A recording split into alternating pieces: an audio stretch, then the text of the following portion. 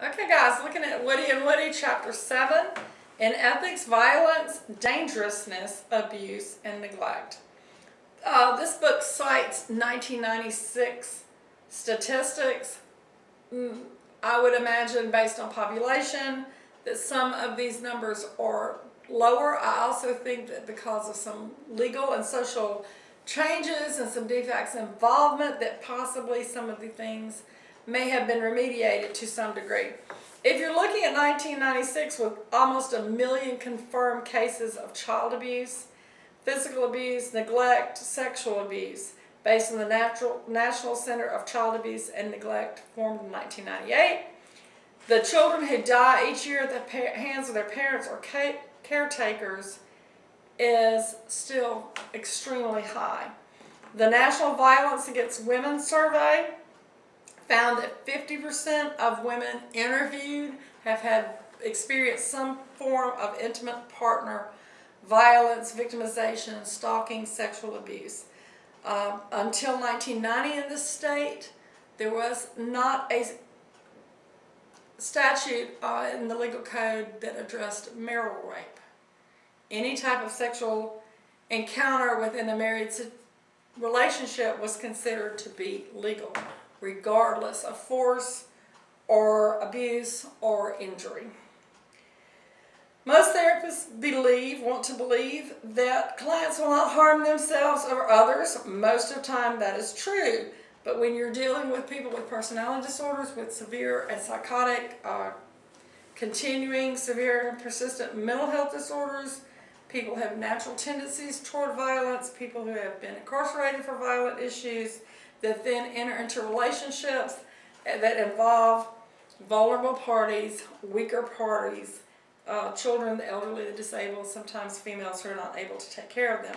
This particular chapter is going to pursue two objectives: the ethical and legal duties of a therapist to warn or protect potential victims of violence, abuse, and danger, and general concerns for therapy in the light of those duties, understanding that everything does not equally mesh together. Always look at it between professional issues, legal issues, moral issues, clinical issues to make your decision. On page 127,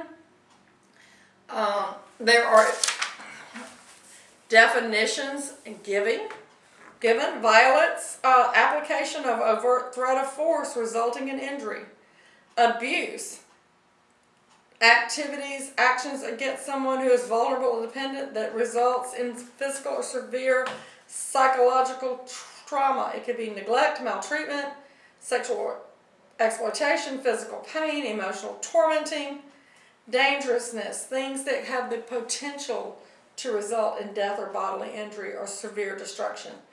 Duty to warn comes out of the Tarasoff case. It's an ethical and or legal obligation to notify an identified potential victim or group of victims of possible danger. If you have someone in your office that is not venting, that you know has become serious, that is discussing physical harm to someone, you have an obligation to warn that person as well as to involve the legal authorities. Step one would be to get someone to help you so that you can do these things simultaneously. You call the police, you inform defects, but particularly send some legal authorities out to the home. Sometimes they will go, sometimes they will not go. They should respond with a wellness check upon request by a clinician, someone in the helping professions, the medical and clinical professions. Sometimes they will not. You document it with their name, with their badge number, with their supervisor's name and number, that you did it. You also call the victim, the identified victim, without creating panic, but ensuring seriousness of what you perceive the threat to be. An example of that might be, Mrs. Smith, I want to, inform you that your husband was here for treatment, and realize that his confidentiality at the point that you're having to do duty to protect, that those things are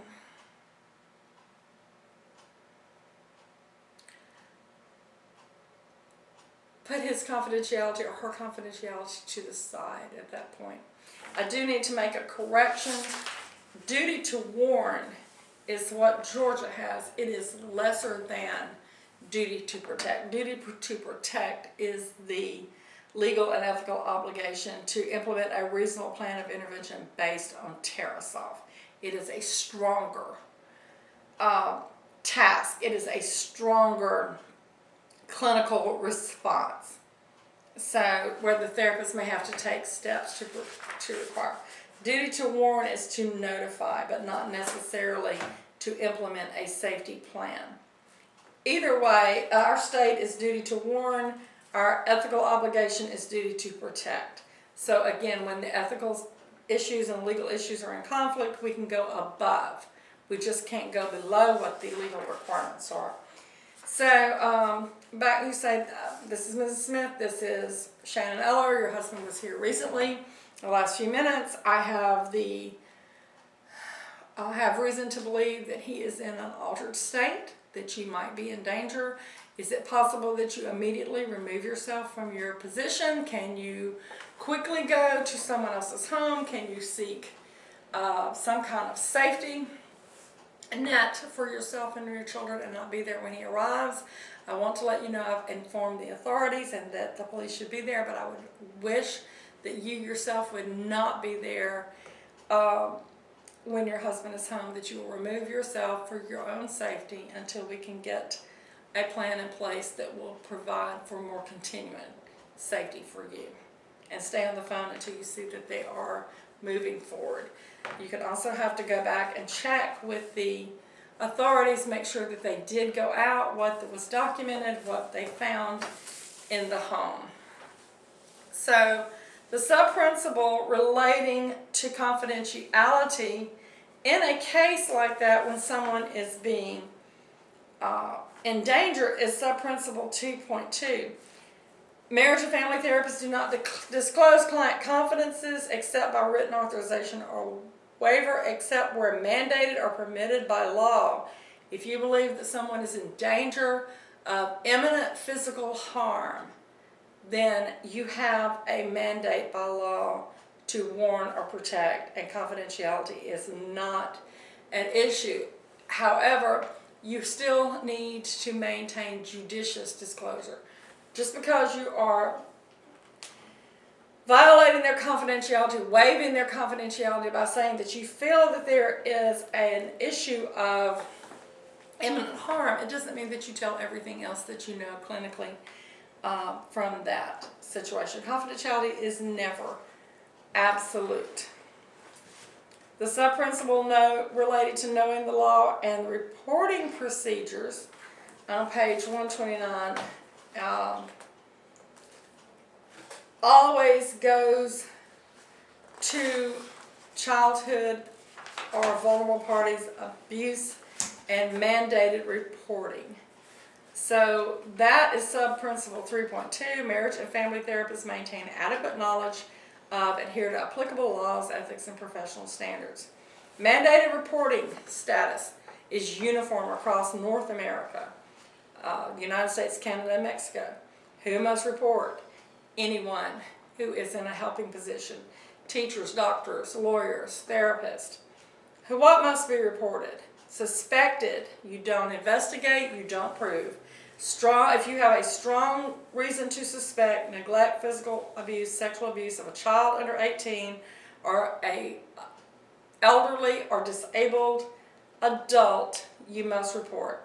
And you make that report in conjunction with the laws of your state.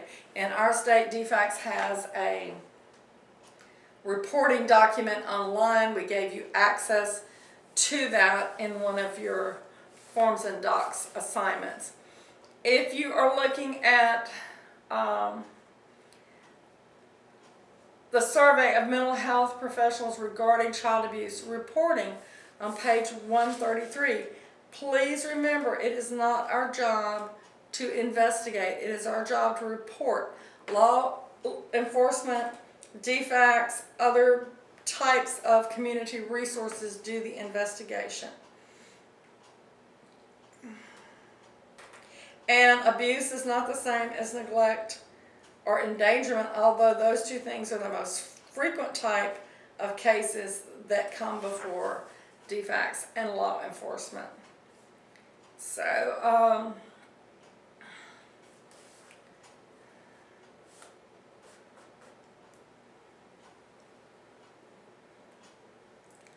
most mental health professionals report dissatisfaction with attempting to report these, feeling like that DFACS does not follow through, that law enforcement is not effective, that there is not a adequate safety net put into place for these children.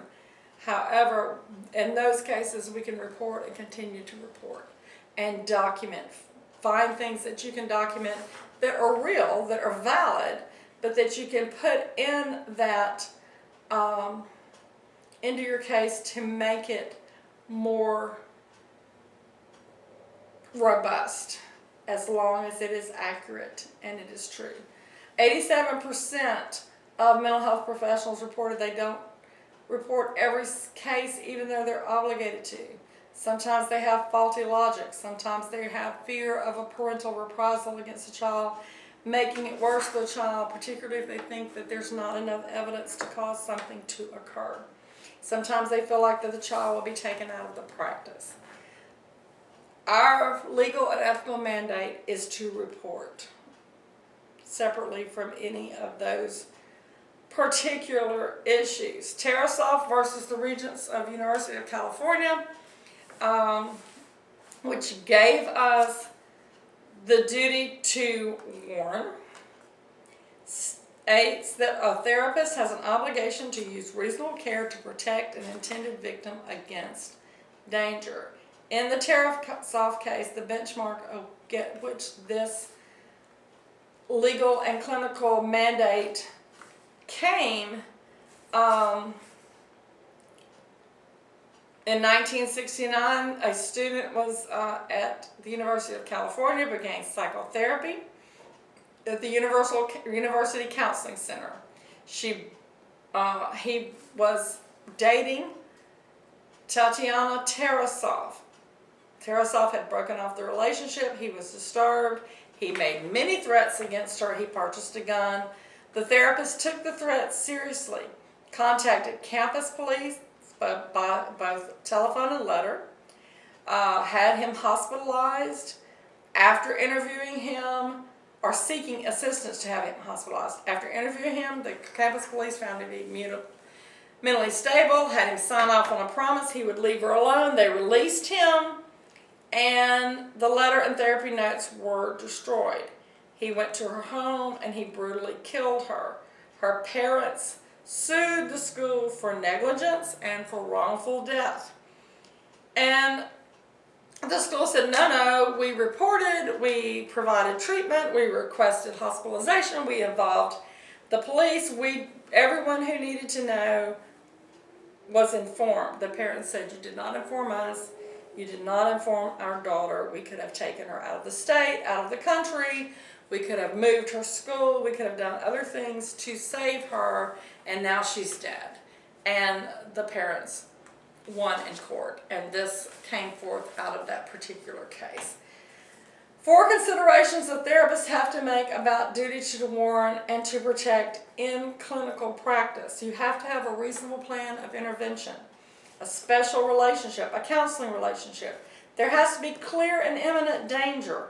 Absolutely a safety plan that is formulated based on the fact that you as a therapist have seen enough evidence for a imminent danger of severe harm and abuse. There is an identifiable victim, someone that has a name and address that they can be found. HIV and the duty to warn. HIV is a medical issue, and your clinical license does not protect you in warning those victims. Involve a doctor. If you have a release of information for a doctor for that kind of issue, go there. If you do not, the health department, the CDC, you inform them, and they have the ability to then make appropriate referrals to the person in place. The sub-principle, and remember the laws around HIV change quite frequently. To paraphrase a sub-principle relative to accountability for perpetrators of domestic violence who victimize those in intimate partner relationships, looking at page 138. Under Principle 2, the confidentiality principle, sub-principle 2.2 says you can't reveal individuals' confidences without written permission unless you are considering that secrecy can structure power and maintain ongoing abuse, that you become a collaborator with the partner who is perpetrating domestic abuse within intimate relationships. Looking for a model to assess for domestic violence. Is the threat clear? Is it vague? Is there lethality, intentionality? Is there a specific intended victim?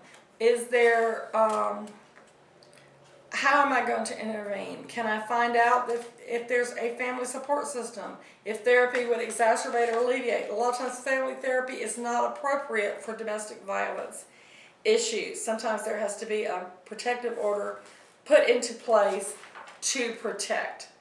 Looking for ways that therapists fail to meet standards of care. It has to be what a reasonably prudent person would do. You're judged by what's usual, customary, and reasonable for another therapist in your level of education, your experience. Looking at clients that are suicidal, negligent diagnoses, abandoning a client, putting a client out of treatment that's already in a vulnerable situation. Trying to understand that suicide contracts do not necessarily work, and that there are times that those clients are better off with a more restrictive environment, partial hospitalization, full hospitalization, involving psychiatric care, involving legal authorities with 1013s. You can do a lot of things with your clients as long as they're alive. Once you have a dead client, you're going to have not only that responsibility and sadness, but you can also have legal issues. So the principle related to the documentation with potentially suicidal clients can be found on page 146. And know it's principle 3.6 that we maintain accurate and adequate clinical and financial records, and understanding that the people, the survivors of suicide, are going to have similar issues and grief and responsibility and hurt, that they're 4 to 6 more times more likely for a child to commit suicide if a parent's committed suicide. So assessing for DV and family violence and suicidality is primary to protect clients and provide those aspirational services.